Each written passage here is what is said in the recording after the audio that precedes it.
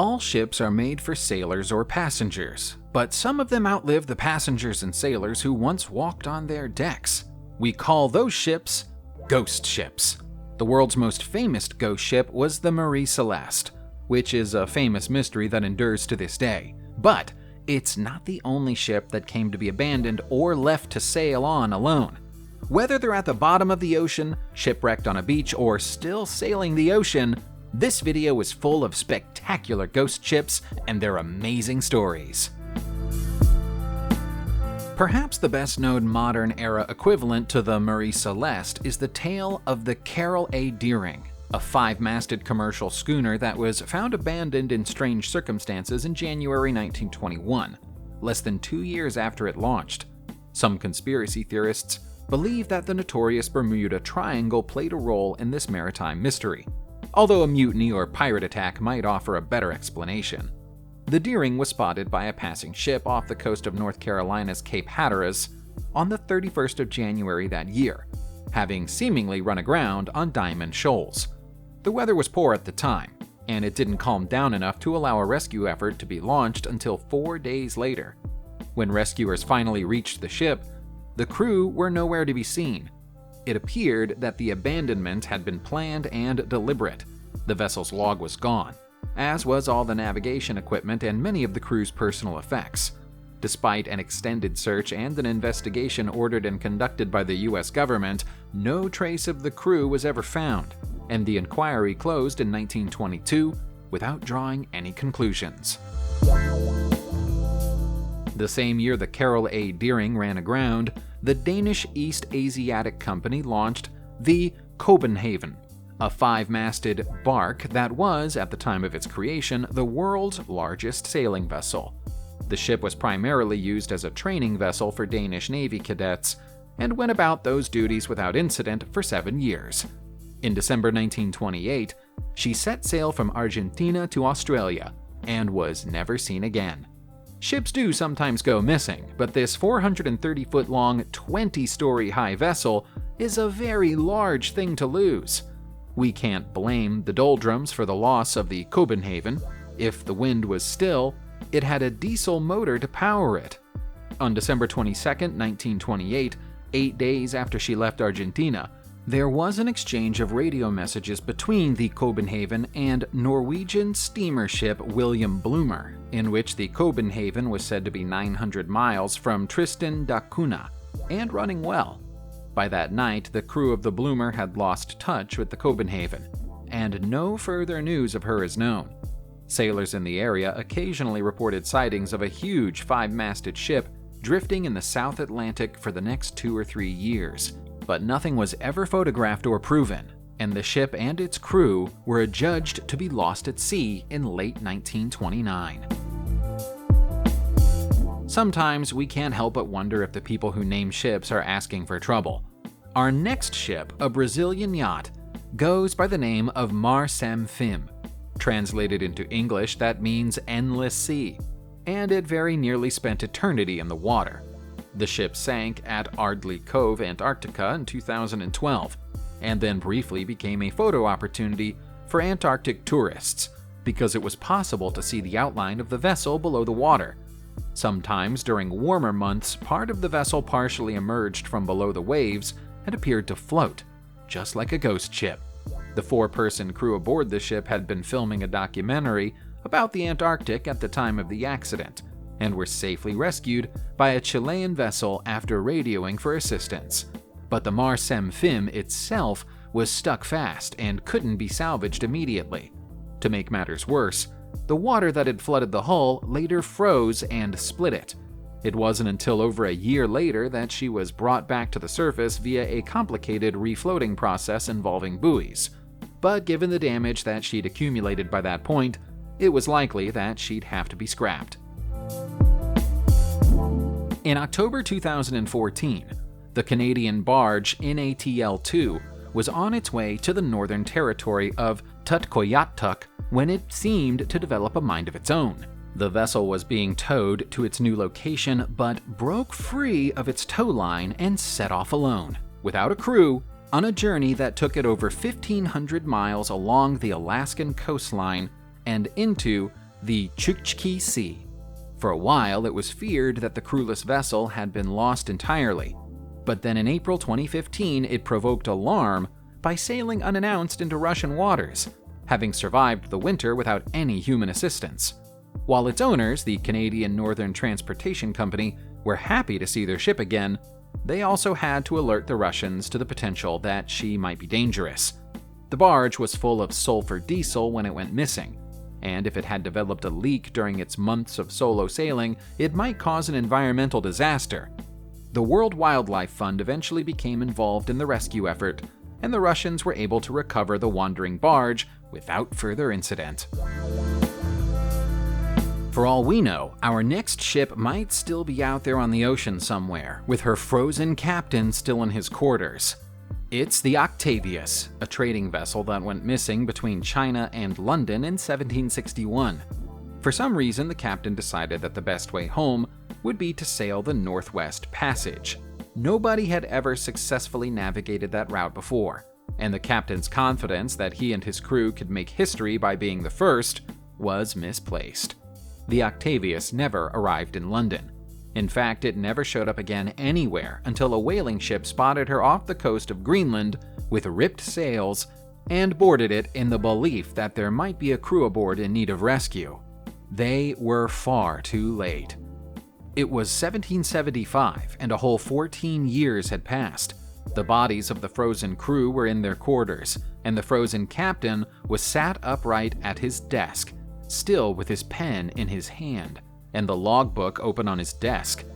The superstitious rescue crew feared that they'd boarded a cursed ship, took the logbook, and beat a hasty retreat. How the Octavius could have survived 14 years alone on the waves is unknown, and she'd never been seen again since.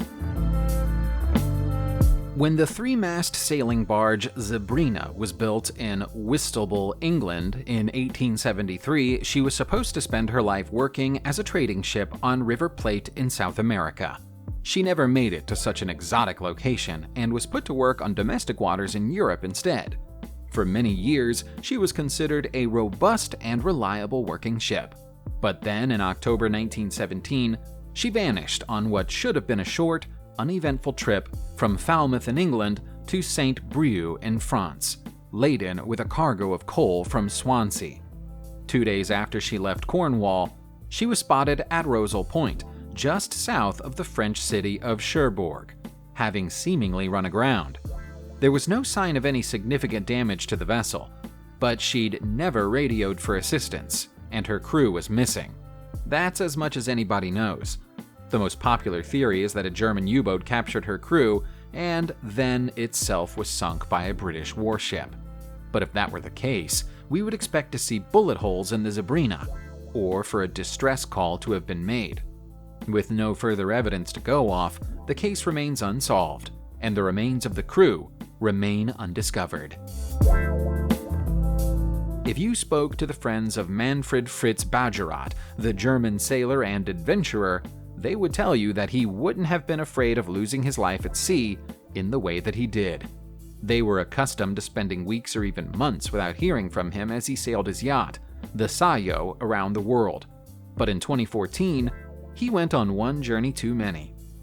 After over 2 months without hearing from Manfred, a search and rescue operation was launched, but no sign of the Sayo could be found.